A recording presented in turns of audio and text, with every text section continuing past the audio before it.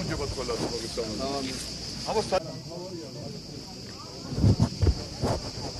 რა სათხოვარი გაქვთ, რა შეკითხვები გაქვთ პრემიერ-მინისტრთან, რა უნდა უთხრათ? რა არის ყველაზე მნიშვნელოვანი საკითხები ვანის რაიონში? აი, ახლა რასაც კაცი გაგვიკეთებს, მასია დამოკიდებულია, რა ვთქვათ? როცა მოვა მათი? არ ვიცი, როცა მოვა მაშინ. აი რა გაქვთ, აი კონკრეტულად რა? აი, კონკრეტულად არაფერი.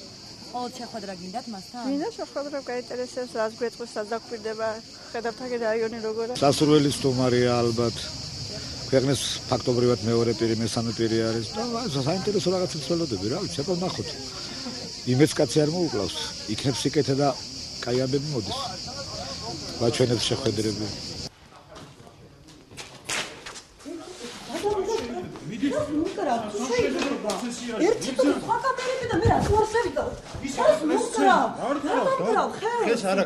თუ შეიძლება მედია თქვა პრემიერ-მინისტრია და გუბერნატორი ერთი წუთით. არ შეიძლება გადის. მელეჩი გვაქვს ორი საავადმყოფო თოლაში. კი, ეს არის ხარაგაული და ვანი. და ორივეგან ახლა აქ დაწყებულია მოთავაზებელი სამუშაოები და უკვე რამდენიმე ოპერაცია დაიწყება უკვე სამშენებლო ჯერ ხდება თვითონ შენობის გამოცვლა და მომზადება სამშენებლო. ჩვენ დაკავშირებით, ჩვენ ვიცით რომ ყველაზე ნაკლები ხელფასები ექნებს ჰქონდათ, ჩვენ მოვილაპარაკეთ სადაზღვევო კომპანიებთან, იცით რა ხდება.